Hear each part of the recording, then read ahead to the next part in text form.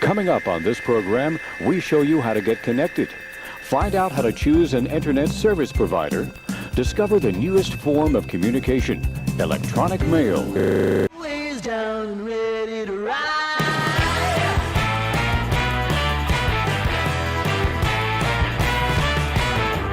One by one, billion by billion, been holding up half the sky. Raise your hand if you're ready and willing, if you know it's time. Time for a girl on time. Time for a girl on time. Time for a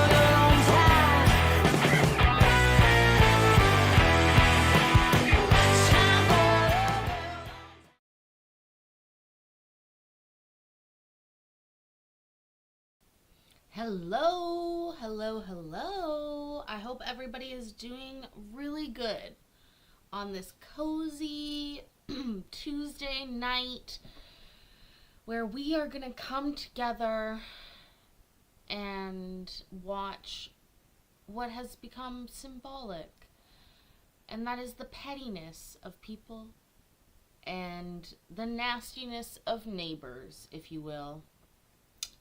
Stream from the library. Oh, I wish this was my library living room with my fireplace and the library. Oh.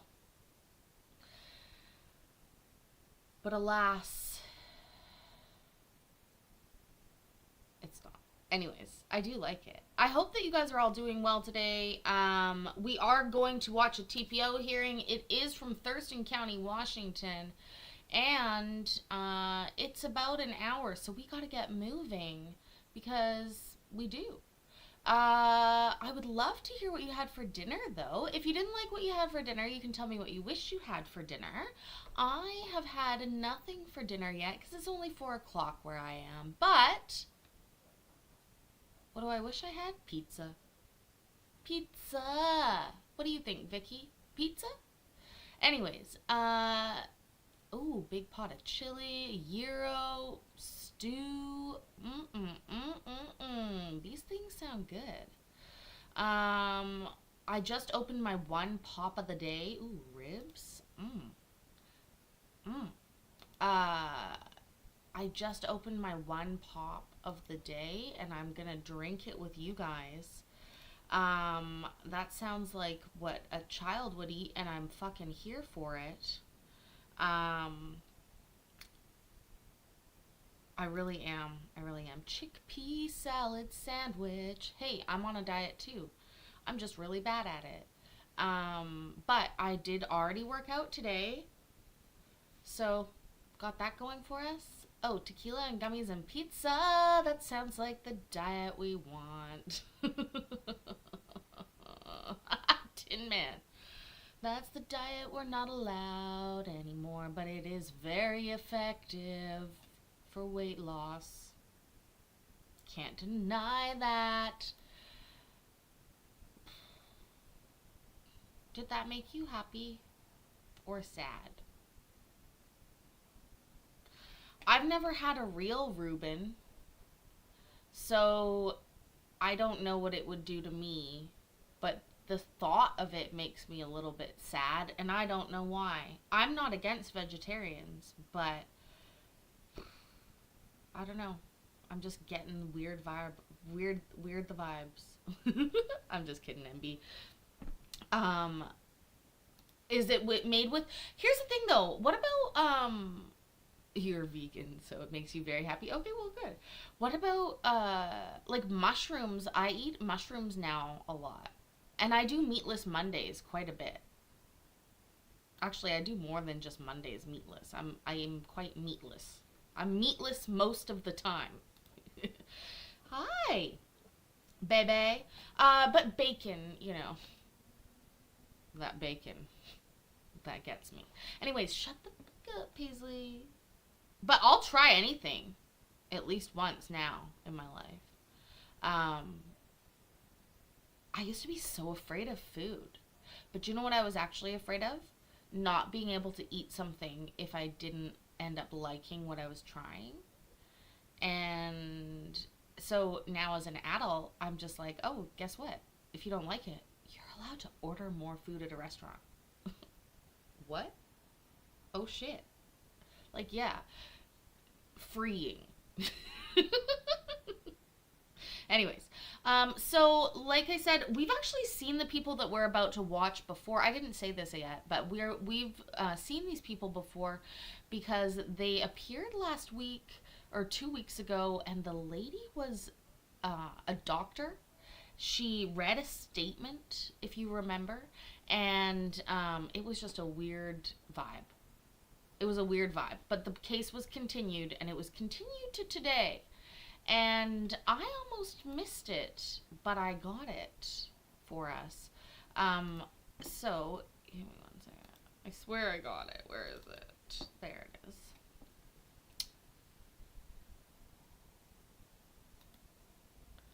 Huxford, did you get the time you needed? Yes, Your Honor. I think that after conferring with my client, and of course taking the court's considerations under advisement, my clients are adamant that there are still facts here that point to specific direct harassment, particularly as it relates to the subsequent declarations that were filed regarding the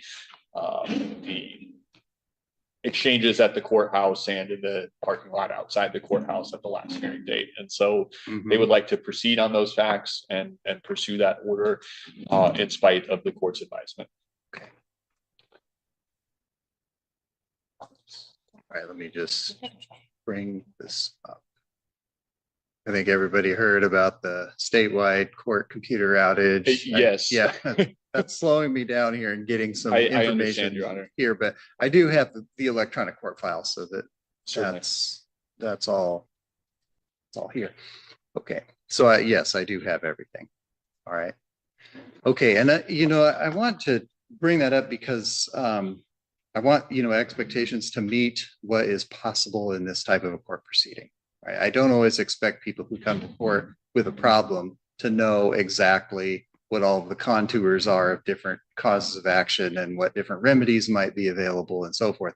But what I don't want is for people to come to court and essentially spend their time and energy and money in many cases doing something that in the end isn't going to get them anywhere or get them a decision that they actually need. So that's why I brought that up for everybody. If I may say something, excuse me, Your Honor. You know what? Yeah. So we will deal with this as we can. So the way I'm going to do this is Mr. Huxford, both the petitioners and the respondent here have filed pretty extensively. I've read all the petition, the supporting evidence and declarations that have been filed since, including yours, Mr. Murphy, additional information. So typically what I would like to do in a situation like this is, at least as far as the factual issues go, decide them based on the pleadings and the exhibits and declarations. If there is anything else that needs to be brought up in terms of evidence, you can do that if it's necessary. And then other than that, hear arguments as to whether harassment's been proved and if it has, what remedies are available here. So starting with you, Mr. Huxford, is there any additional evidence that you'd like to present? I think other than the pleadings, I think that some short testimony regarding particularly the emotional distress component, because that is part of the threshold to get there. And so ultimately what I want the court to hear is from my clients as to the effect that these interactions, particularly the interactions at the courthouse, have had on them subsequently as it relates to substantial emotional distress and their ongoing need or desire to pursue this as a harassment claim as opposed to a nuisance claim, as the court has telegraphed previously. Certainly. And so some short testimony from each of my clients as to the events of September 30th, which was the last hearing date. Okay. So who would you like to call first? Mr. Thallinger, please. Okay. Then, sir, can I have you raise your right hand, please? And do you swear the testimony that you give in this matter will be the truth, the whole truth, and nothing but the truth? Yes, Your Honor. Okay. Now, it's okay if he testifies from there. Excellent. And Mr. Dahlheimer, as the court has made us aware, it's very aware of the pleadings that have brought us to this point. I want to focus more specifically on moving on from the nuisance complaint, the events that occurred at the court hearing in which there was an interaction between both yourself and Mr. Murphy and your wife and Miss Murphy. Can you tell me what happened at that last hearing date in your own words?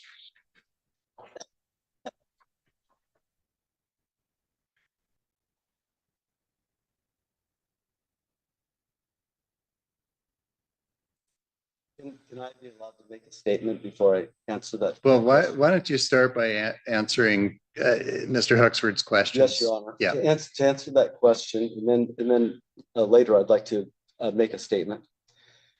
At the last court hearing,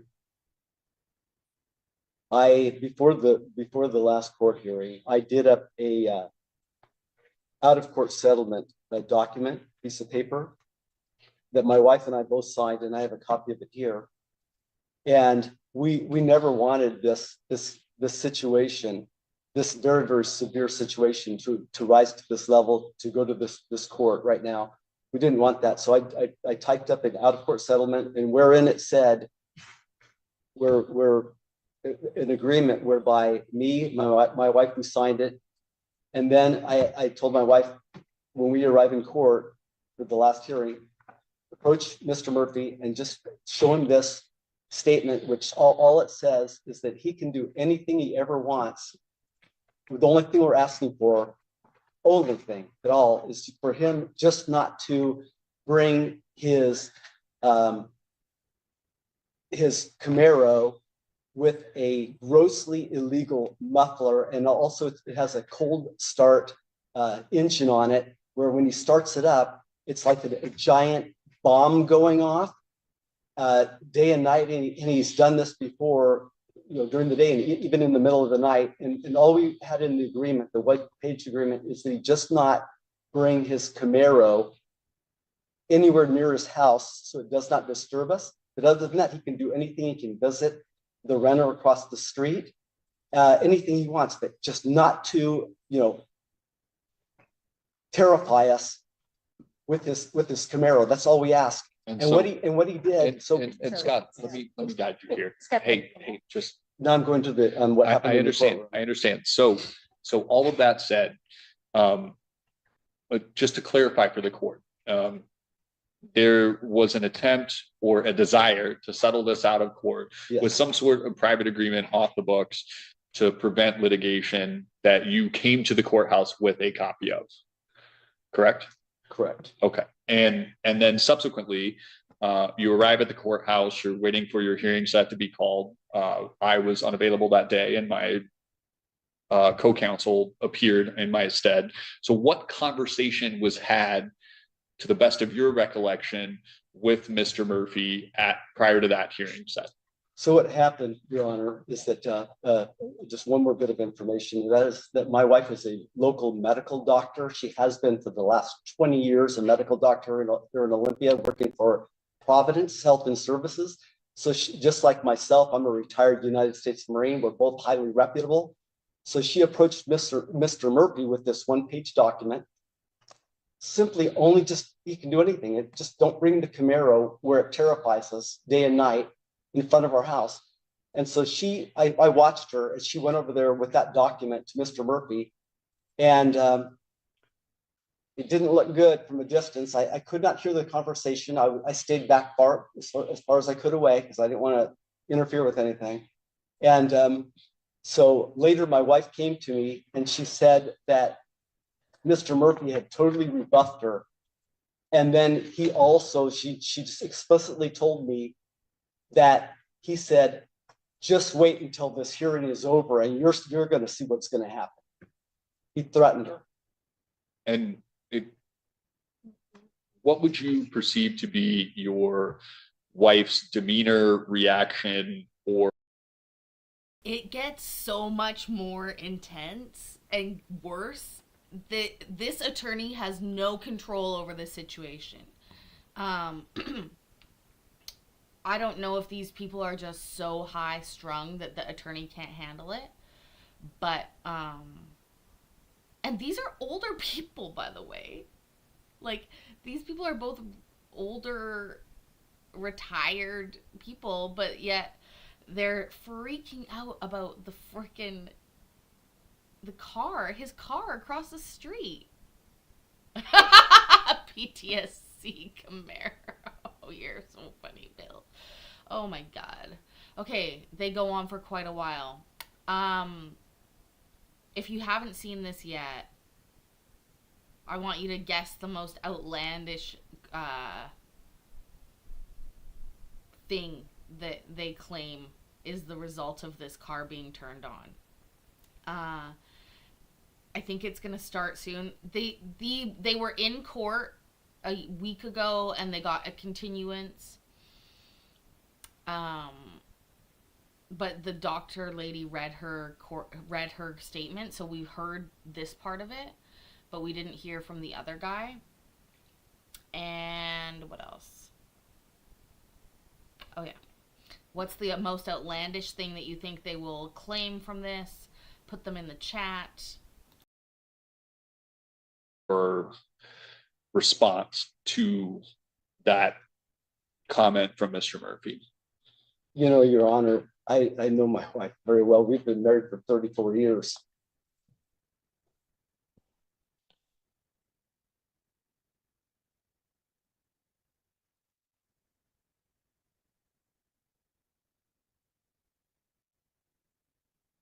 She was horrified. She was absolutely shocked that he threatened her and that this horror of this gigantic explosion would continue, waking her up in the middle of the night.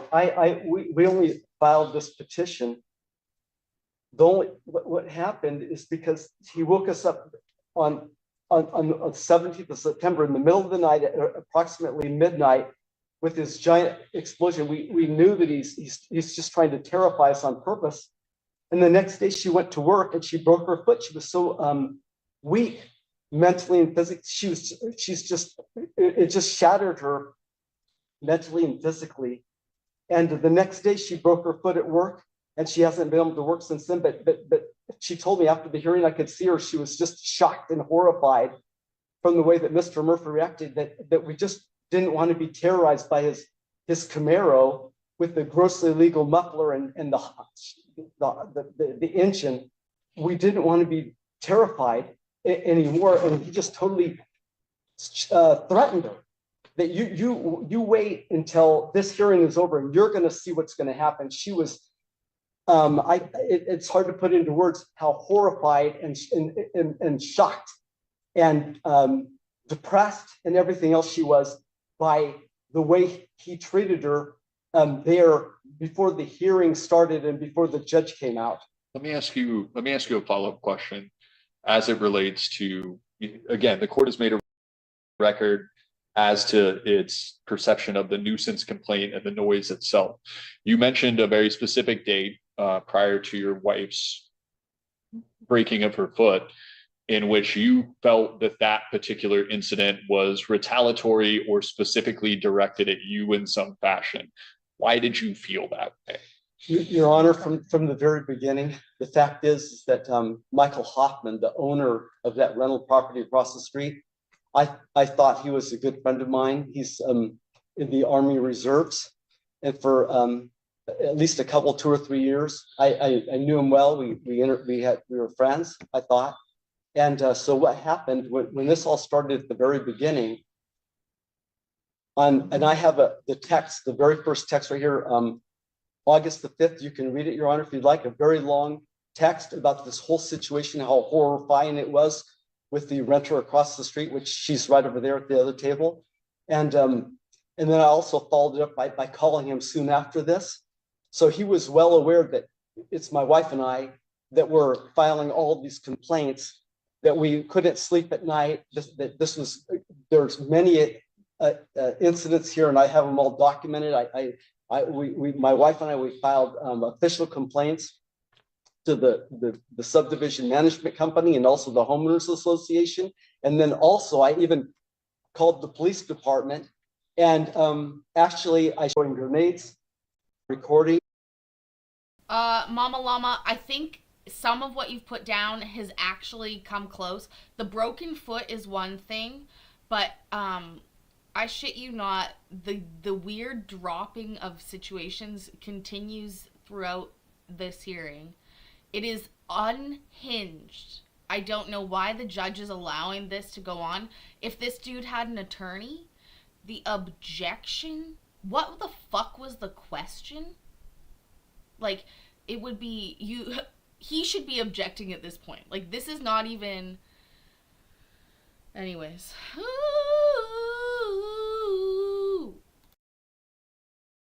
Of my last phone call to the police department at approximately, it was close to midnight on September 17th. You know, Your Honor, I must say this is critical, that during my time in the U.S. Marine Corps over 20 years, I did 2 tours in Mogadishu, Somalia, and I acquired very severe PTSD and also tinnitus from firing off rockets, throwing grenades. So more specifically, Scott, you have had life experiences that make you predisposed to this type of noise, nuisance, and complaint as it relates to your life Your Honor, experience. with that last incident with Mr. Murphy with his Camaro happened at exactly 11:38 p.m. I have it right here, September 17th. Immediately, I called the police, and if you had a recording of that phone call, which I should have brought in here to present to you, Your Honor. It's not here yet. Scott, move on. But anyway, you know, in that phone call, to be honest with you, Your Honor, anybody that would listen to that, they would think that I was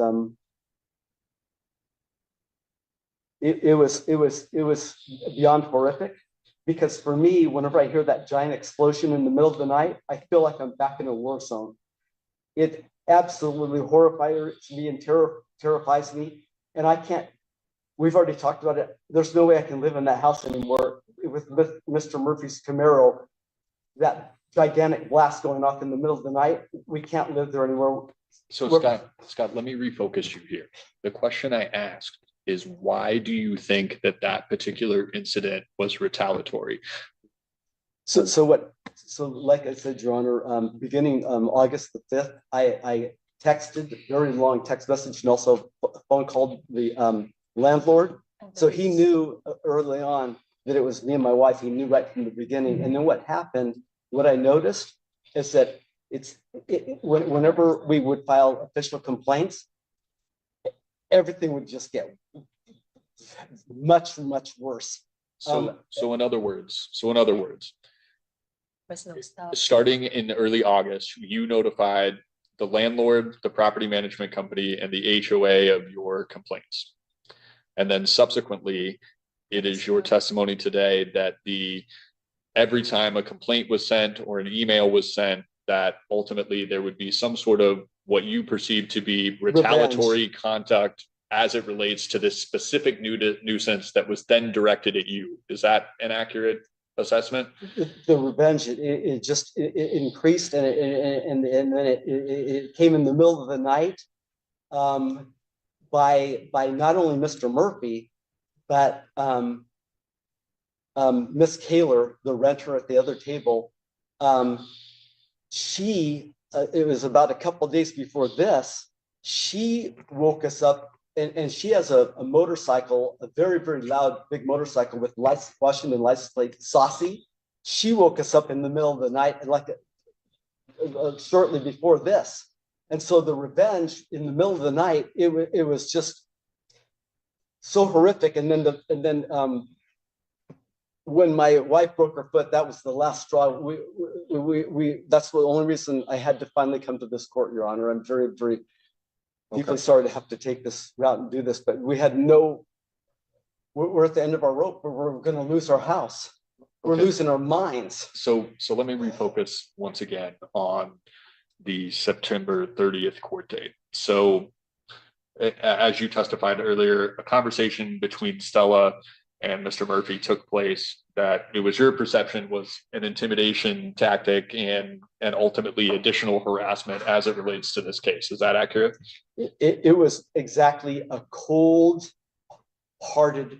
raw, horrific threat that my wife, Dr. Thalheimer, received. Okay. That wait until this hearing is over. You're going to see what's going to happen. That's exactly what he told my wife. I'll never forget it. Okay. And after, obviously that court hearing was continued. And so after the hearing was continued, what did you and Stella do at that point?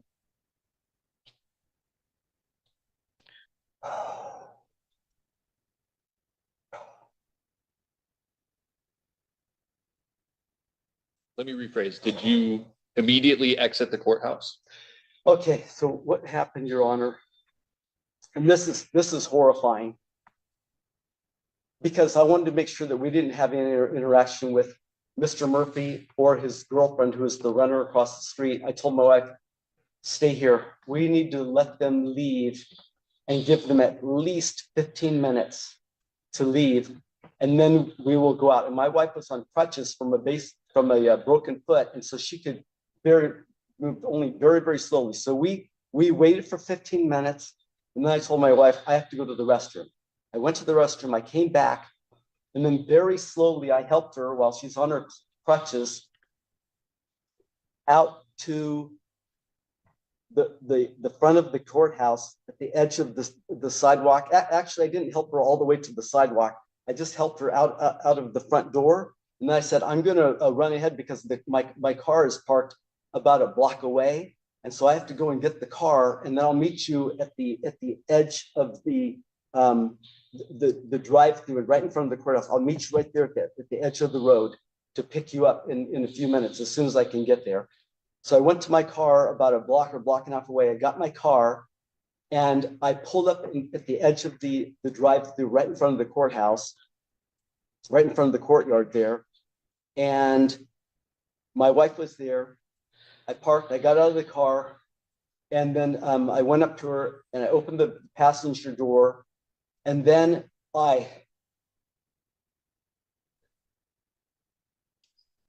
she got into the car, and then I turned towards the rear of the car to go back around to the driver's side door, Your Honor. And the thing is, when I closed the door for my wife and I turned around and I looked up, Mr. Murphy was standing right in front of me.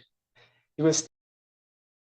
Okay, we need to stop for a second, say hello to everybody that's come in. We need to talk about this. He just said it. Mr. Murphy, he got his wife into the car. He closed the door and he looked up, and Mr. Murphy was right there.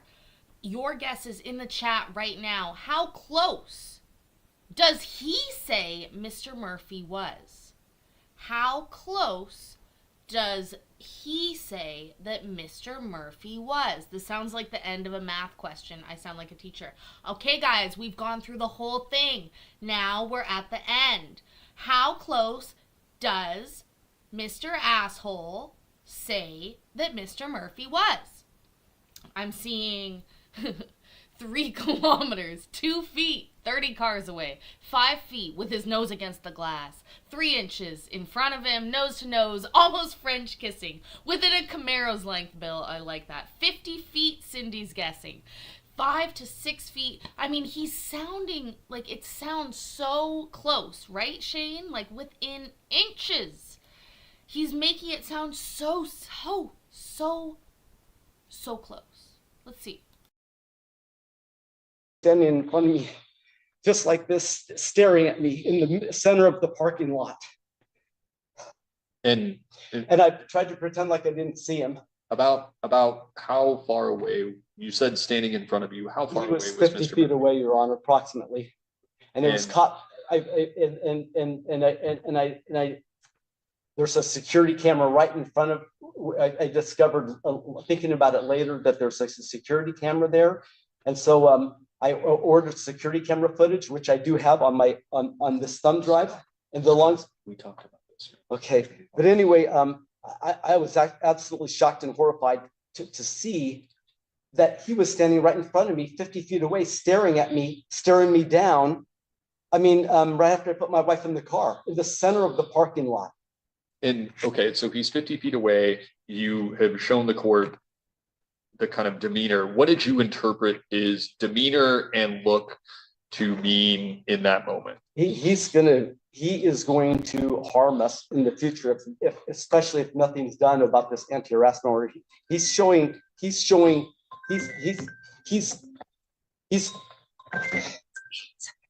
making it crystal clear to me by standing right in the middle of the parking lot, 50 feet away, staring at me. He's making it crystal clear that So I'm going to get you guys. So again, it was your interpretation of that action, not only being stared at or physically intimidated, but rather that he had waited specifically in the parking lot to make that moment happen. It was at least after the hearing was over and the judge said we could go, from the time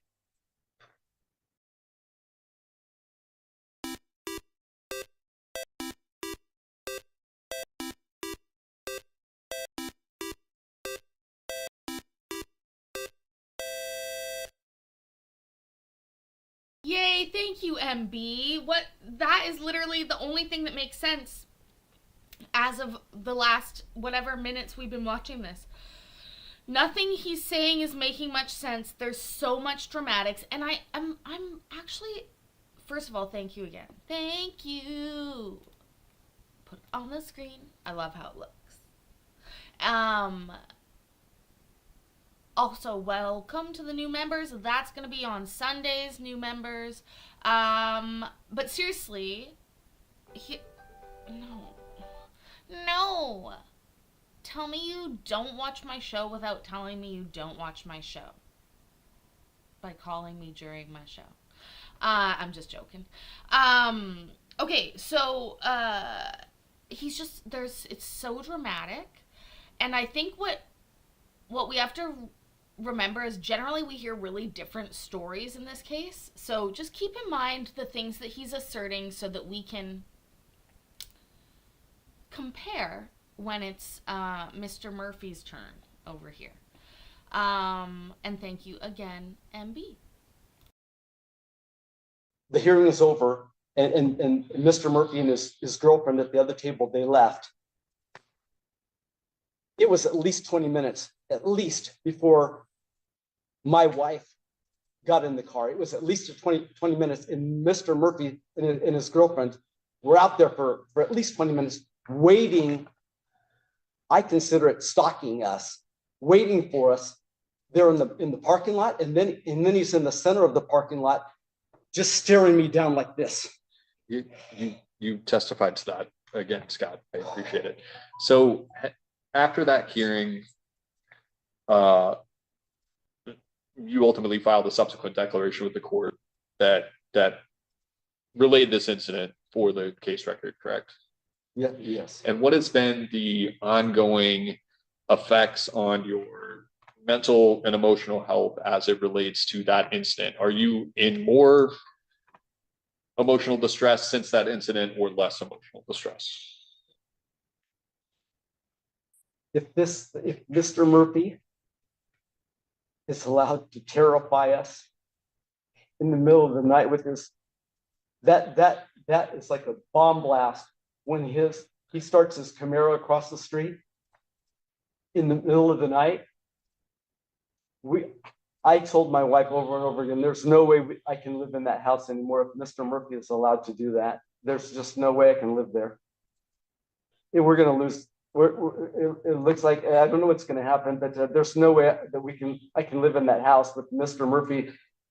But again, Scott, the noise nuisance removed, it is also important for the court to understand that the subsequent actions of Mr. Murphy in the courtroom and outside the courtroom have done what to support and underpin what we're asking for today, which is that you need a protection order to prevent him from additional acts of physical harassment, stalking, intimidation, et cetera, et cetera. Your Honor, this is very, very critical. What I'd like to say right now, this is very, very, very critical.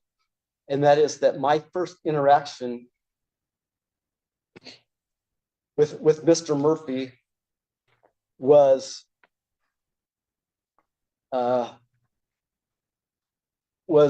on September the 2nd. It was the first and only time I videotaped him and his Camaro, because I didn't want to. I didn't want to, be seen as like keeping an eye on that rental property across the street. It was only truly a stroke of luck that one day on September the 2nd that I heard noise outside, and I looked up there and I saw Mr. Murphy and his girlfriend. And so I immediately got my camcorder, and it's from inside of my house. I recorded Mr. Murphy, and it's on the videotape. And this is exactly what is said on the videotape. It shows them in front of the rental property right across the street. And what happens is, on the videotape, you can hear Mr. Murphy. He says, "I did 160 on the freeway." And then in response, his girlfriend at the other table, the renter, she says, "Oh my God." So Scott, I'm gonna stop you there again. I'm gonna refocus you again. The court is aware of this. The court has reviewed these videos, and we can make more in the way of oral argument to that effect. The question I asked very specifically is that the noise nuisance to now, are you more or less in fear for your physical safety since the last court hearing or not? Speaking at least for myself, Mr. Murphy is the biggest threat. I hate to say it, the biggest threat of my life. Not only do I, from what I heard out of his own mouth, that he did 160 on the freeway, it tells me that additional fact that Mr. Murphy is not only a serious threat to society. Anybody that would do 160 miles per hour on the freeway is definitely a threat to society. Mr. Murphy is definitely also a threat to myself and my wife. A horrible threat. Okay.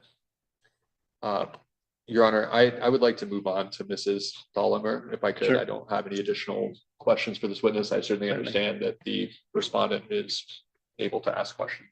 We're not going to do cross-examination during this proceeding. No. So Dr. Feldman, would you raise your right hand, please? And do you swear the testimony you give in this matter will be the truth, the whole truth, and nothing but the truth? Okay. Mr. Huxford. It gets worse. She is barely even able to follow the attorney's directions. That was a huge signal.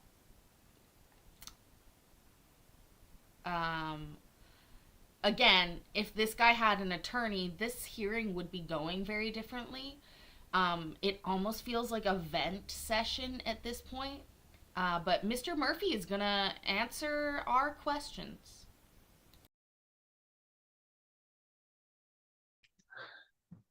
Stella, I want to just kind of reiterate for the court. Mostly we'll talk about what happened at the last court hearing, but I think that, again, it's important for the court to understand where this started. Again, you heard the same advisement of the court as it relates to the noise nuisance issue and whether or not this is the proper venue.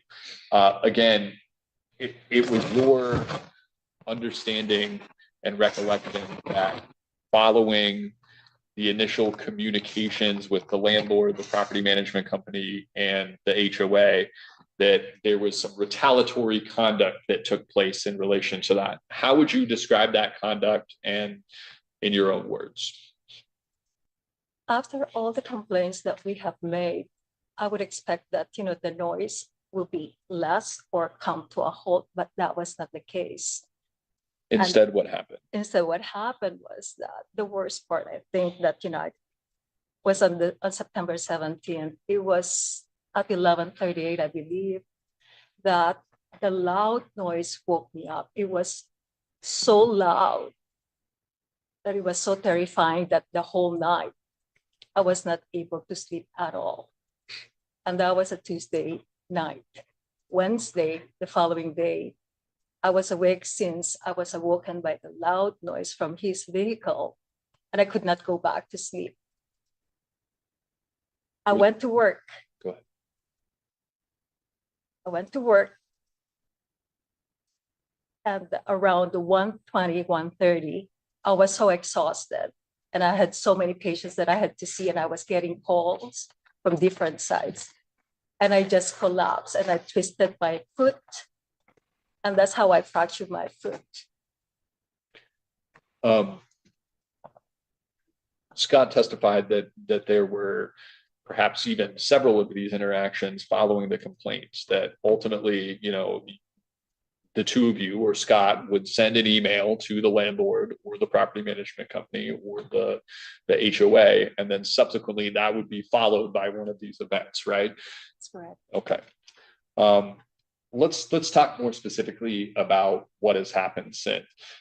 You were in attendance at the same court date that Mr. Thallimer testified to, correct? That's right. And after a few minutes of testimony for the court, a continuance was granted, correct? Prior to the beginning of that court hearing, I want you to describe what occurred and what your purpose for talking to Mr. Murphy was at that hearing. I actually spotted him on the right side, on my right side, on one of the benches. Oh, you are so sweet, NPC. Thank you so much for being so sweet. This couple may be, I think you should probably move out of, a very populated area if noise is this upsetting to you. Do you know what I mean? Jinx, I think that would be MB. I think this lawyer just is being railroaded by these people. They're just like, you gotta come to court with us so that we have a lawyer, but they're not listening to him. Anyways, let's continue. Just there, and I introduced him. I asked him, confirm if that was him, and he nodded. And so I introduced myself, and I remember I told him that I really do not want to go through this. All I want is quiet and peace of mind and no loud noises to allow us to have peace at night. And to be clear, had you And ever... he cut me off and said, don't talk to me. And I tried to, have a conversation to that effect, that if we can settle this, I was hoping, because I had that paper that I just wanted to settle out of court. And he mentioned that, don't talk to me. He stopped me and feel this to this effect, that wait till this hearing is over, you will see what's coming. And and he followed it. It's not a threat.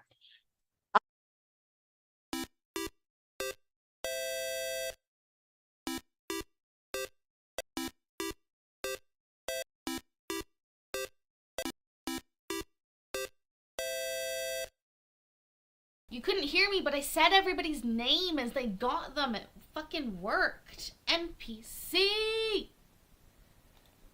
So generous. Thank you so much. Woo. Oh, did my heart... You got my heart going. Yay. She just said, though... What did she just say? She just said... I can't remember. I was distracted. Whatever. She's just, isn't this where you go? Like, you go to, hey!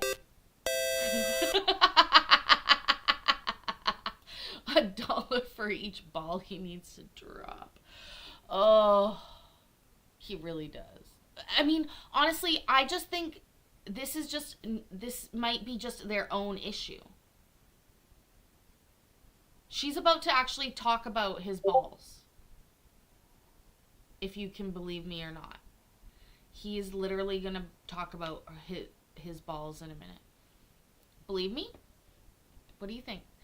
Do you think I'm telling the truth? Say 1 in the chat for yes or 2 in the chat for no. She will make a vague, well, I would say ball adjacent reference. Ball adjacent reference.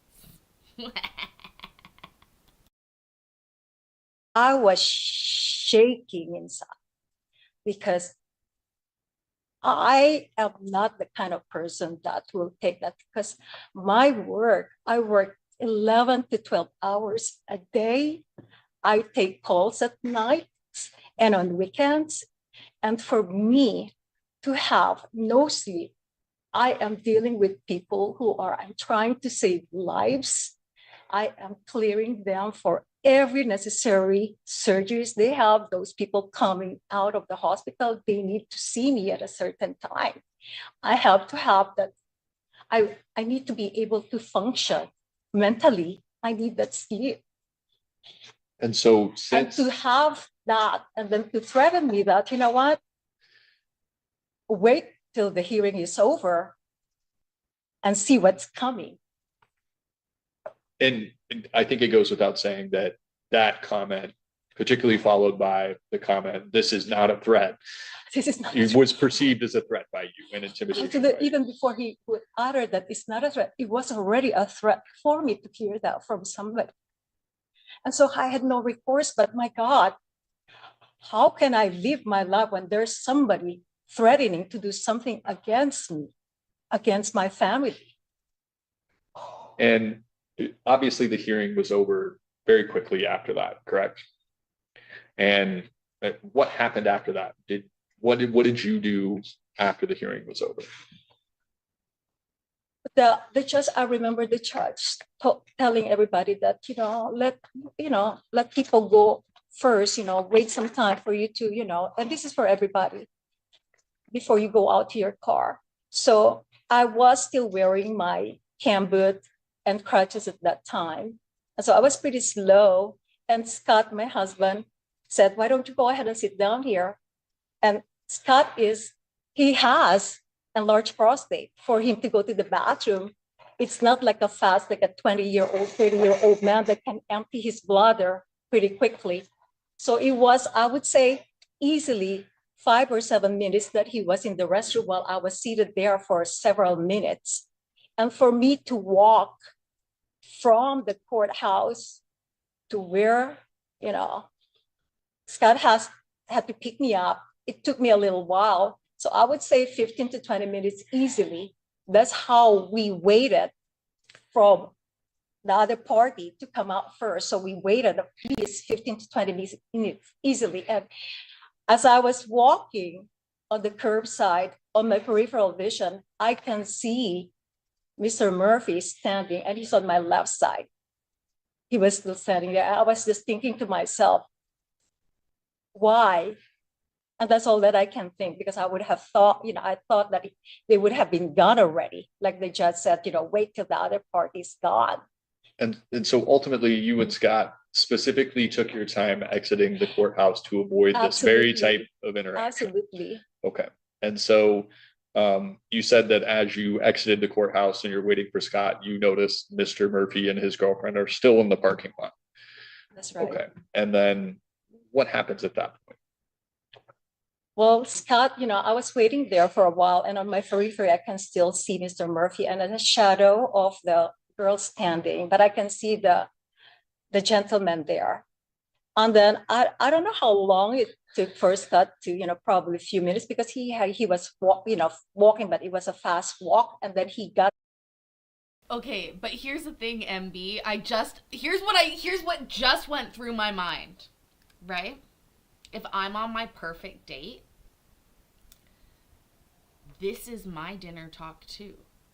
But about these freaks. And then they said that he had an enlarged prostate. Like, that's my ideal date. I've been on a few like that. I'll tell you the truth. They've gone well. But the average, so like, I don't know, my dinner conversation is weird court cases. So I don't know. I bet they fucking nag. Like, duo nag, you know, when two people get to like complaining about the same thing. Whoa, where's my shirt going? Back on. The car in front of me. And then he got out of the driver's seat and then went around to open the door for me. And I can still see Mr. Murphy standing there. And then Scott went back to the driver's side and we drove off. Talk to me about what mental headspace and emotional distress you've experienced since the incident at the courthouse. We bought this house at the end of the cul-de-sac because that's what we really are hoping to get out of, peace. I need that peace because I need to protect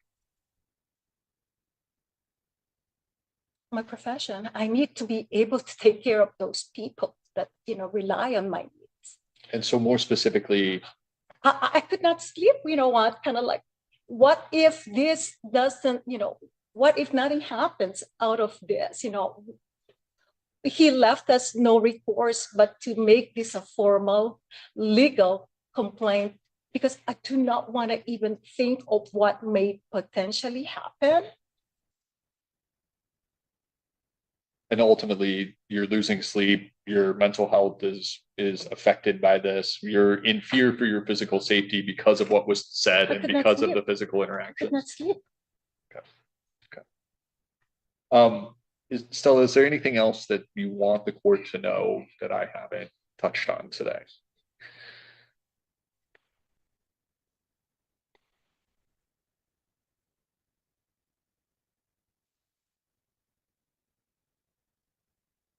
Simple time. All I did all my whole life is to follow the laws. I came to my profession to help serve.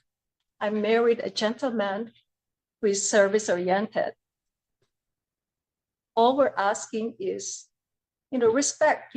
I always respect people, and I am hoping that with all the complaints that we have, that these people will honor that. Thank you, Stella. Your Honor, I don't have any further questions. So thank you. So, Mr. Murphy?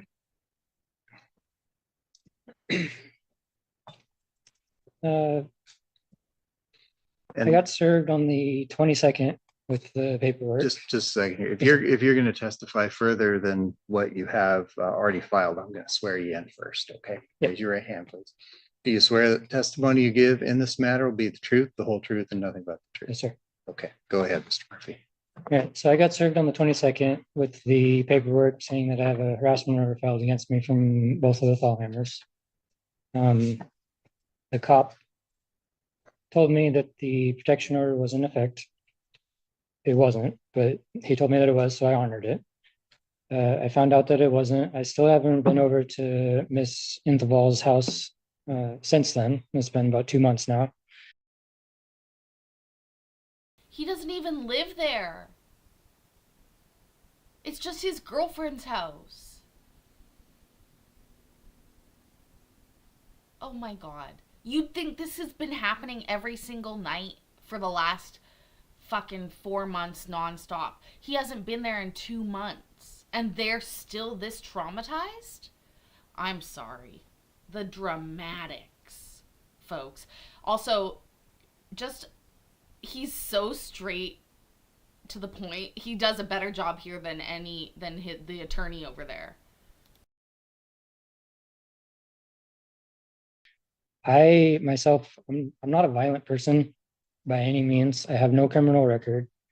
As far as the accusations go, as me being retaliatory to any kind of complaints that they may have filed, I hadn't talked to Mr. Hoffman until after I was served with papers. Like, I had no idea anything was filed in the first case or in the first place. The incident on the night of the 17th, there was a full moon. I got to I'm going to call her Anna. I got to her because that's her name. I got to her house around 8-ish, parked my car. My car is loud. I will give them that. It is very loud. I parked my car there. We decided that we wanted to go and watch the full moon. But we didn't want to take my car because we were going to be going down a logging. So 8:30-ish, 8:37, I think. I went outside, started my car, moved it over because her car was parked in the garage. That was the first start and stop of my car. Okay. And then as far as we went and did our thing, came back. She parked her car in the garage, and I work in construction, and it was a Tuesday night, so I had to go get my work van. So it was 11:30 when I left. It was late. I started my car, go get my van, and come back. That one, I can honestly say I'm sorry for that one, but like I had to go get my work van. It's where all my tools are.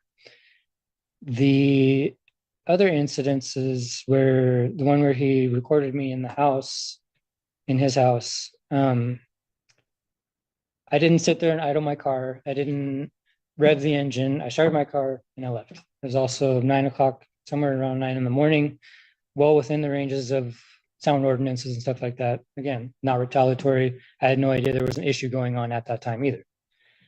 I started speaking and dating Anna around the beginning of August. So I can count on one hand the amount of times that I've actually been to her house in my car, because I normally go over there during the work week because it's 5 minutes from my job and I have my work van. So like my car has hardly ever been over to her house.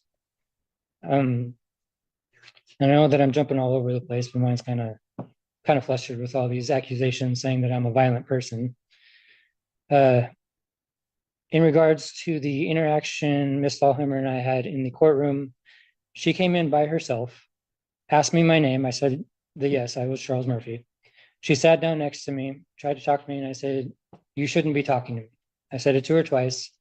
And then she presented her case anyways with the piece of paper saying this is the agreement. And I'm like, you guys didn't even try to contact me in person at all. I hadn't even met these people until that day. They could have come across and say, "Hey, your car's really loud. We're having a hard time sleeping." Cool. All right. I'll do my best to not be loud and make sure that you guys are good.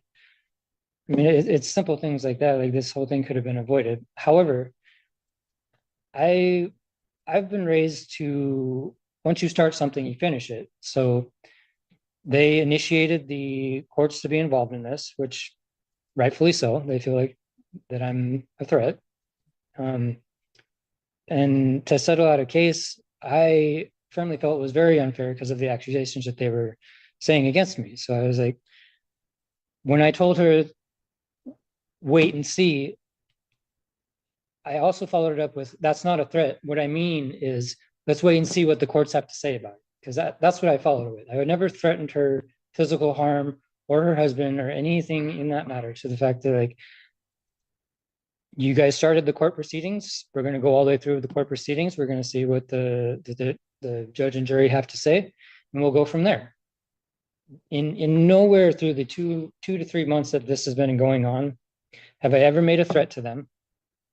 I've never done any of the things as far as like retaliatory shit, excuse my language, I didn't mean that, retaliatory stuff in what they have in their mind as far as what I'm doing. And as far as the interaction outside the courthouse, Anna and I were out by her car. I was leaning on her car, back against it like this. It happened to be facing directly where Mr. Thalheimer went and picked up his wife. My face naturally looks angry all the time. It can very much come across as me being threatening. It's just my face. We were out there for a while. She and I were talking back and forth. We were talking about what we were going to do for the rest of the day, because we both had taken the day off to come to the proceedings and whatnot. And yes, I was out there, and I was 50, 60 feet away.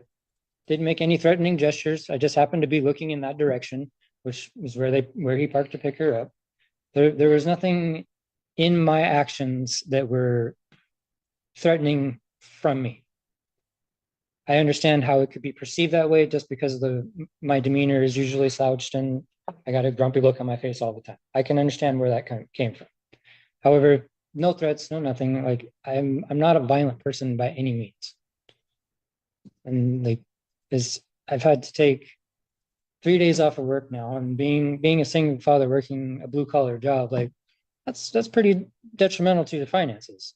So like I need the courts to understand that like this thing needs to be dropped completely, because like I don't have any issues with them. I'm not trying to like harass them. I'm not trying to do anything to make their lives worse. I didn't even know that there was a problem until the 22nd of September. And they've been saying that the problems have been going on, have been getting to me since the beginning of August when I started dating her. So like I'm not understanding how I could be a threatening person when I had no idea that anything was going on.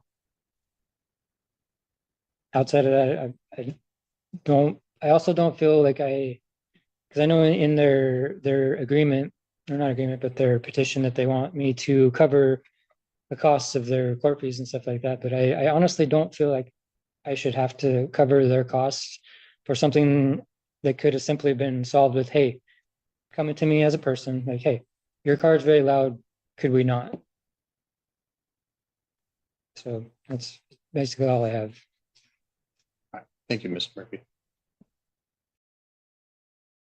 Well. He was succinct, reasonable, believable, reeks of the truth. In comparison, and he addressed all of the things. He really did. He didn't even have very much, a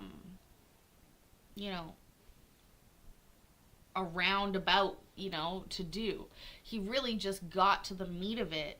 And most of what he said really actually made sense. Even the threat there made sense. He asked her not to speak with him twice. She did anyways. I believe that. She spoke over the judge in this hearing. She spoke over her lawyer, her husband. So I'm going to guess that she would do that. And then he just said, no, we're just going to see what happens in court. That's not a threat. Like, I can exactly see how that would happen. Let's see what happens. Are we right? We think it's going to be a big D here. Whew. Okay. All right. Mr. Murphy, I'm sure that you can appreciate that it would be difficult to, live in a situation like that where that kind of noise is getting made from a car or from anything else, when people are just trying to quietly enjoy their own home, their own property. And that's true for anybody, right? And I mean, Cooper Crest is probably one of the most sort of crammed together residential neighborhoods of single family homes in Olympia. Absolutely.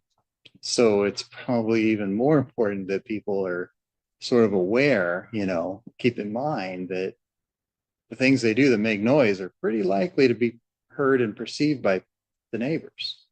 Mhm. And that if those things are, extra loud, they're going to be even more disturbing than if you were living, out in the boonies somewhere. And that's just common sense. Yep. So, when the Thalheimers come in here with this complaint, they're not, this isn't just made up stuff that's out of the blue that is unimportant and, doesn't mean anything because they're just whining about the fact that somebody's making noise. Okay. They don't have to put up with that. And, they've got options in what they can do. That's why I raised this issue in the beginning, because, they shouldn't have to deal with this, right? And if you're not gonna tone it down, you might end up in a place where it's not just their court costs you're going to have to pay, right? So you don't want to damage somebody's quiet enjoyment of their property. That can lead to a civil judgment against you. That's understandable. And so there's that on the one hand, and on the other hand, though, as I said in the beginning of this, I tell people frequently, I can listen to your issues, but I can't send you home with a good neighbor. Right? I can't fix a bad neighbor. That isn't something that a court can do. Okay? Courts have different powers that can be applied.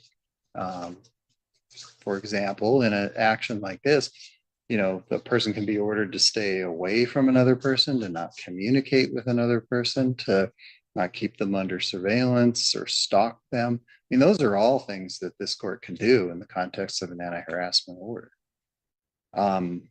But I'm concerned that that doesn't really get at the issue. The issue seems to be making an awful lot of noise at inconvenient times that disturb people. Right. And in the Tholomer's case, you've got, a gentleman who, in service to his country has post-traumatic stress disorder, which makes him especially sensitive to things like that. And then you've got Dr. Thalhomer, who's a professional who has, I mean, you know how it is with doctors, right? They have high stress jobs, they're working all the time, and they've got to be at their best in order to give the service that's expected of them to their patients and their community. And if that's interfered and interrupted, then it doesn't happen. You heard her concern about that. Mhm. Okay, so, I don't want you to think that this is unimportant. Now there's a limited amount of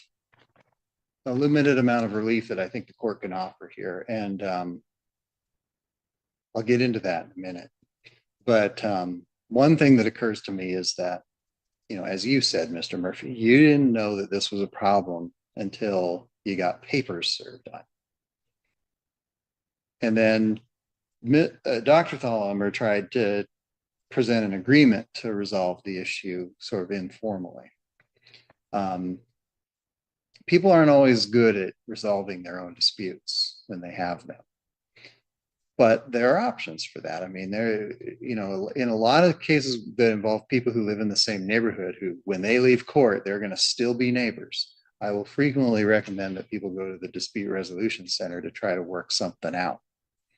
The Thurston County Dispute Resolution Center, they have mediators. They have people whose job it is to help peacefully resolve disputes in the community and come up with functioning, working agreements for you.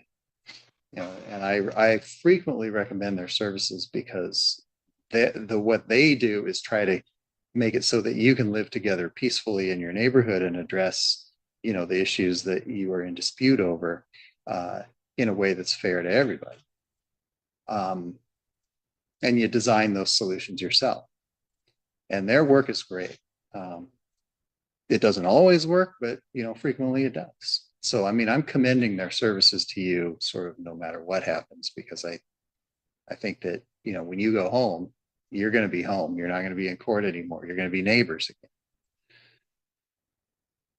So I'm putting that out there for you because I think in the end, that might be where a solution lies.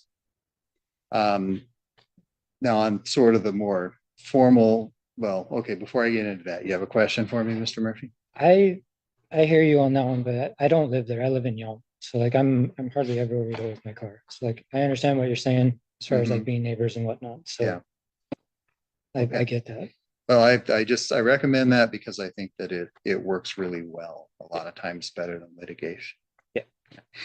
Okay, but now going back to kind of the heart of the matter, the legal issue that I have in front of me here and the law that governs sort of the field of what's possible here.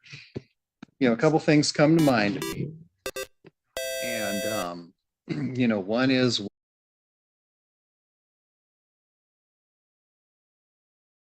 Lisa and Mikey sneaking in at the same time. Lisa says, sorry, she's late. You had to pick up a huge grocery order. And then, why won't, oh, because I'm in the wrong window. Hi, Mikey. I hope you're well today. We are just coming to the tail end of this case, baby. And, God, these people have complained a lot. A lot. Uh-oh. Did I just start a rumor? No. Thank you, guys. What is unlawful harassment? That's kind of the heart of the matter, right? So unlawful harassment's a knowing, willful course of conduct directed at a specific person that seriously annoys, harasses, or is detrimental to that person, serves no lawful purpose. Okay. I could imagine that, turning on a car engine at all hours of the night doesn't necessarily serve a lawful purpose, especially if the purpose is to bother somebody. That's clearly not a lawful purpose. Mhm. So taking that into account. Now, the course of conduct, though, would have to cause a reasonable person to suffer substantial emotional distress. Okay. I said it before, and I think they both said it. The Thalhammers are maybe sensitive people. They have reason to be sensitive. Maybe they're a little bit thinner skinned than the average person because of their circumstances. So I don't know if a reasonable person would suffer substantial emotional distress. They might, depending on how frequently it happens and under what conditions. So that's part of the law that I'm looking at. The other part that I'm looking at defines what that course of conduct means. What is that? Okay, and in this context, a course of conduct is a pattern of conduct that is composed of a series of acts over a period of time that shows a continuity of purpose. In other words, are you doing it for the same reason over time? And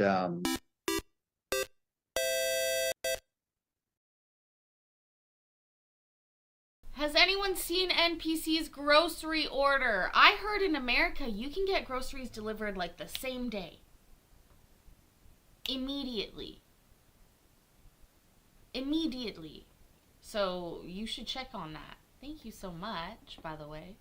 The sensitive, he fucking threw them under the bus. He's like, these people are sensitive. Y'all are sensitive. I think he lectured that guy just now to appease these people so that they leave him alone a little bit. That's honestly the only thing I can think of. And to help the lawyer. He's like, oh, if I give him a little bit of a talking to, then that lawyer might be able to leave today without them just fucking tearing him apart. that course of conduct can include any form of communication, contact, or conduct. Okay, so the conduct that is at issue here again is the car, the motor. Now, this doesn't affect constitutionally protected speech, so we're going to keep that in mind too. So with those definitions in mind, can I conclude based on the evidence that's been presented here that a course of conduct has occurred that constitutes unlawful harassment toward the Thalhammers? And I think that's a close question. It's a close question. Looking at the surrounding circumstances, the Thalhammers have offered to me Mr. Murphy's conduct at the court hearing in September that resulted in a continuance. The offer to settle the case, and then the confrontation in the parking lot. And that it was clearly upsetting to them the way that rolled out. But Mr. Murphy, you've offered the explanation that you didn't want to talk about any settlement while you were there in court, and that when you were out in the parking lot at that point, you weren't specifically doing anything to try to intimidate or scare anybody. You were just standing there with your natural sort of demeanor and disposition. Mm-hmm. If somebody cast a glance over your way, they might think that guy looks a little angry. That's kind of your explanation. Mm-hmm. And I mean, that's not unreasonable.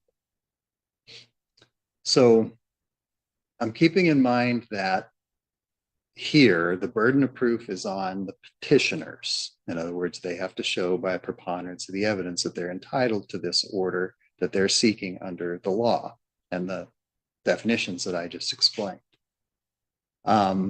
And I'm keeping in mind that I have to apply the reasonable person standard, not the unduly sensitive person standard, but the reasonable person standard. Now, in this case, as much as I sympathize with what's going on here, and I'm not easily fooled, I don't think that the Thalhamers have carried that burden of proof. So for that reason, I'm not going to issue the order that's been requested here.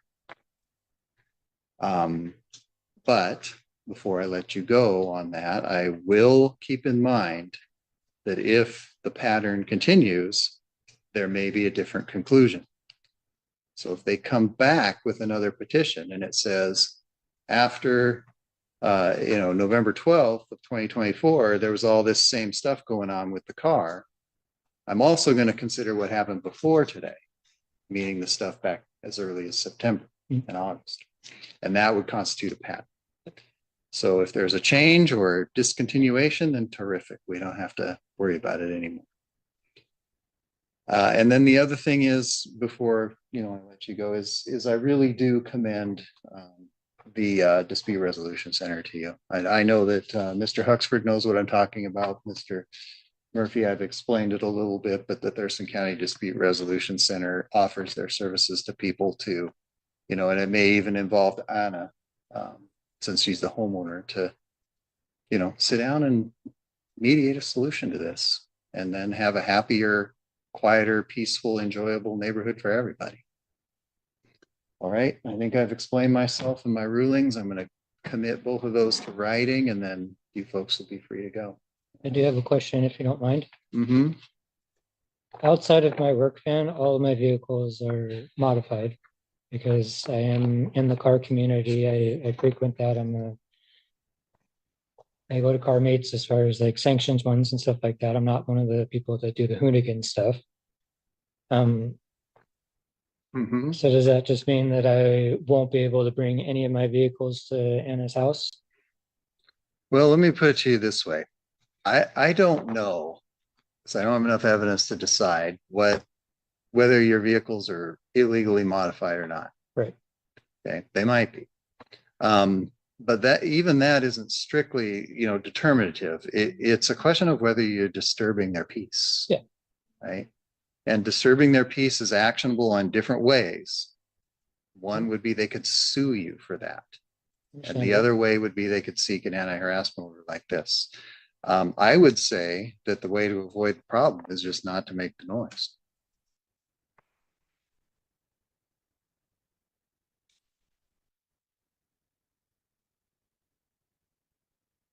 I missed it. I was laughing at the car community comments. I'm not in the car community anymore, but I used to be. I used to sell cars. This seems a little overreaching, to be honest, doesn't it?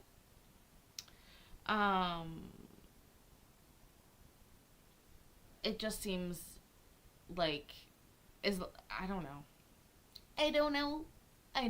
But it sounds like he has other car options available. So in that case, whatever. They've made it work this far. Maybe they'll move in together. Maybe it's a love story. Maybe that's what's happening. Maybe she'll get the big D tonight. They are going to be fucking miserable when they go for their 3:45 lunch at Applebee's or wherever they go. Just fucking miserable today. Absolutely insufferable. I feel very terrible for their waitress. Honestly, I feel terrible for any wait staff for them for the next, I don't know, month or two. This is gonna fuck their day up for a while. They're gonna throw their lawyer under the bus. They're gonna throw, so many people. This judge didn't know what he was talking about. Are you kidding? We're a doctor. I'm a doctor. Allegedly is what she would say. Anyways, look at them all just sitting there waiting for him patiently to fill out all this paperwork, denying this order. Also, imagine this story at their wedding. We'll have copies of both orders for you both in just a moment. Imagine they both, that's the face we've mostly had this whole fucking case. Just a little bit sad. Anyways, imagine their wedding if they were to get married and they tell this story like, well, when we first met, he loved me so much that he almost got a TPO taken out against him because of his super loud car. I don't know. It's just, that is his face in every case. Oh, what a nut job. Honestly, I have to be honest, if my doctor reacted like this under that kind of pressure, I'm a little concerned about when shit goes down and the doctor needs to be a doctor. You know what I'm talking about? Like, I don't know. Is it time to stop? That's what I'm hearing. Time to stop. Move to the country. Not where the cunts be. Move to the country. Okay? And yeah, it sounds like she's in like emergent situations or dealing with people that are going into surgery. Like, ma'am, please. I think this is almost, we'll just let it play out and then we'll say goodbye. Thank you. Thank you. Do they just sit there awkwardly?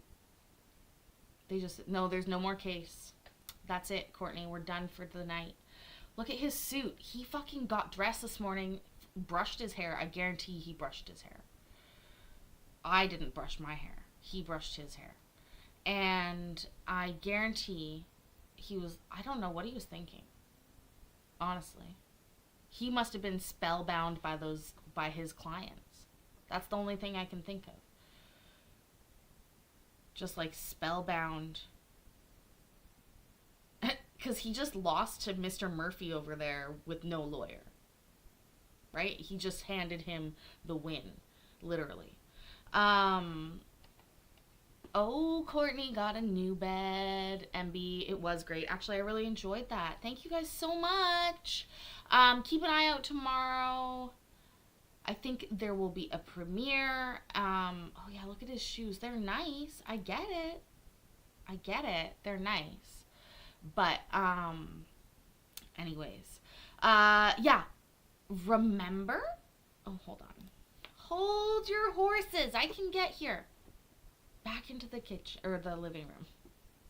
My God, I forget where I fake teleported to. Jeez. You know it's time for a break.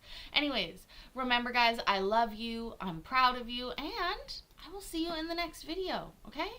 Also, please, don't be being loud. Don't be being too loud. You never know who's in the house next to you videotaping you as you talk to your girlfriend on the front lawn. Remember that. If you learn anything, learn that. Love you. Bye.